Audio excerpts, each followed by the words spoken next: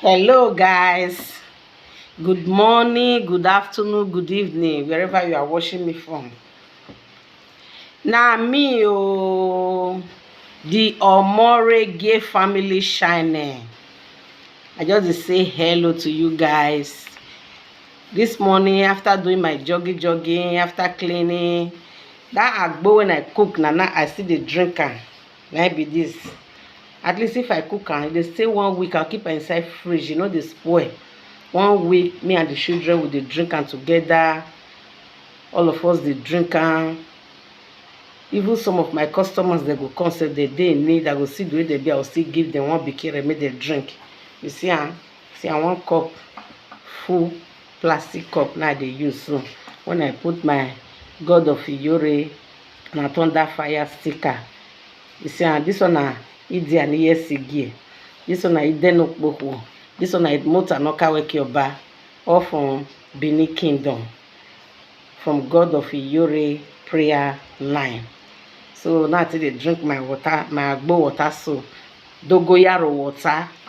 So guys, follow me more drink am. E bitter because this one I put inside the plenty. E bitter, but it's good for your health. It's good as water good for body now, so this agbo water good for body too. E no go make you dey sick, e no go make you dey lazy, e no go make you dey dizzy, e no go make your body dey heavy you. So I go dey fit. If I drink am finish, I go dey ajak, I begin dey work. Guys, follow me drink am. See am, now see the agbo water. Now this one I cook. Alright, now once I go take drink am. It is bitter, no be small. In the name of the Father, the Son, and the Holy Spirit. E bitter, but I go close my eye, drink am once. Because if you no drink am once, you no fit drink am again. So I need to close my eye tight like this, then I'll drink am. Guys, mona follow me. I don't start. Mona dey count and follow me.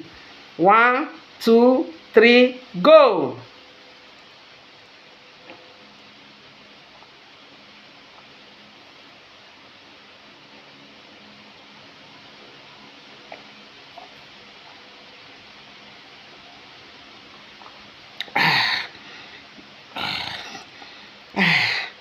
Guys, it's bitter. But wetin I go do now? I need to drink am because all this oyibo medicine, I no too like them. And I no dey like to dey take injection. So I need to dey take this one, dey protect my head. They join all those exercise when I dey do. Join the water and they drink morning and night. Make I for no dey sick because age don dey go. I don clock 50 years that day. Now I begin to dey enjoy now. I don't need problem for my life. Guys, myself, I recommend this one for una too. Mona still go do it. E no hard. If you need that one, you know say dey around me for Castavatuno here, just come nearer. I go give you the link there. Make you still go do one. Thank you guys. And make una not forget to subscribe to my YouTube channel, the Omorege family shining. The Omorege family shining. Then the other one na Evangelist Rosemary Omorege. No, not forget to subscribe. And make una not forget to like my page on Facebook, Dr. Come Nearer. Dr. Come Nearer on Facebook.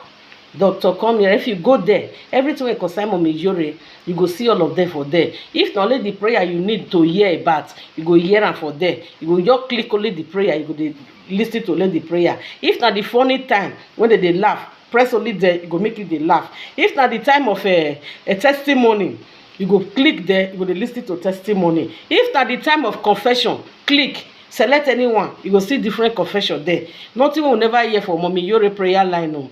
Brothers and sisters, may you try, may you come join. Because una dey miss many things outside there. They tell you now, they miss many things. Salt and water is very good to take the bath, to take the do prayers. Now this one, many people no gree tell you now when they think they make money for this world. They no gree tell us. But thank God, God come bring Mommy Iyore come outside for us. Iyore Omoze, now God bring come out for us. He come bring this salt and water come out for us. No, we take the bath. Since I dey use am now, I dey see the difference of my life. I dey see the difference of my business. I dey see the difference of my document. I dey see the difference of the life for my children's career. It's very good. I dey see the difference since I dey do this salt and water prayers. I don see many evil friends. They don run away from me. No be you go drive them. Na dem go run by themselves. They go see you, you go bless say they see fire for your life. If something wan happen to you, just use salt and water take bath, sleep.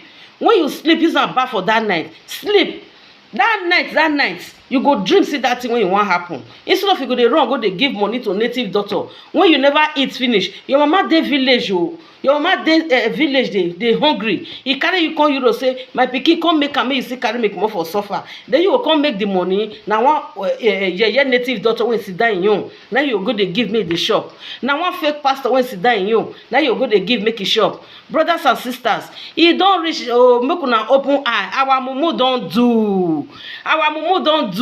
Make una open eye. Make una come Mommy Yore prayer line. Make una come see wonderful things when God dey do for people for there. Yesterday testimony na gboza. Everyday testimony na gboza. You go listen and you pick your own. The advice you dey give na authentical. So brothers and sisters, make you try, make you come join us. This our prayer line, no be prayer line when small pikin take dey play o. No be the way small pikin take dey play. If devil put sickness on your body, for your children body, for anything wey concern you, when you use this salt and water take pray, the key point say just cause say God of Iyore. Na that one just be the key point. Some people, because of say they say God of Iyore, they no want enter the prayer line. Because of they say Mommy Yore ga talk they no want enter the prayer line. All this one me I count as jealousy. You say that small pikin I call dey call Mommy Yore Atokpe. If you like, you call her Mommy Yore Atokpe. She no dey hire herself. She no dey hire herself. When you call her privately, now you go know say Yore or Moze is a very nice lady. It's a very nice lady. Okay, make una look at the other way. Pastor for church, we know they call am daddy. Native doctor when they go give money, I know they call am daddy. Or mommy. Abeg, make we join hands together, make we repair our life. If nothing good for you, try come enter this prayer line. Enter. Never is too late for Mommy Yore prayer line. The YouTube channel na Mommy Yore prayer line. Just go subscribe. That the new one be that now. When she wants start to do a prayer point for there. The one we just did na salt and water ministry. Salt and water ministry. Go YouTube channel, just go there, subscribe, press like, press the notification button so that anytime when she just enter, now every day now she dey enter. Every day from 7:20, 7:30, she don't enter till 2 o'clock, 3 o'clock for midnight. Every blessed day. That's why I tell you, say some people they say they don't feel look and finish. The way we tell they short it for Dr. Come Nearer on Facebook page. You go see her now. You go see am. Even Dr. Kelly, you see there. That one self see the share am. So make una try, make una come join us. Mona come join this prayer line. Mona know they do say, I beg I no want join am. I will call they call that small girl mommy. No, think of your pastor when they call daddy. Think of your pastor when they call mommy. Think of evangelist when they call good morning, sir.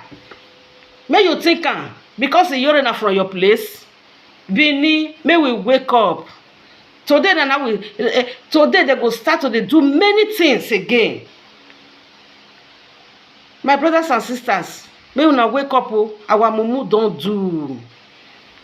Our mumu don't do. Go look the prayer line. You go see testimonies upon testimonies, confession upon confessions. Nothing will never hear for that prayer line. Nothing. So brothers and sisters, now so I'll talk and reach you because you say now one word that they tell pikin when he get sense. If he enter inside belle, he go turn to billions for inside belle. So may you choose your own for everything when I talk now. May the good Lord bless all of you in Jesus' name. No, forget to subscribe, like our press the notification button. And don't forget to subscribe to this new YouTube channel, the Omoroge Family Channel. I tell you now, say this place now bomb. I go to tell you now how I tell they do my business. How me and my children tell they live. How I tell they do how I tell they as I drink my agbo, I tell they take care of my heads. As 50 years old ladies, I still they look shining. I still they look kicking. I no dey fade at all, because now my life begins at 50. Na enjoyment I dey now. So make una come join us. The movie tray na be Mommy Yore prayer line now. Thank you and God bless you. Shalom. One love, guys.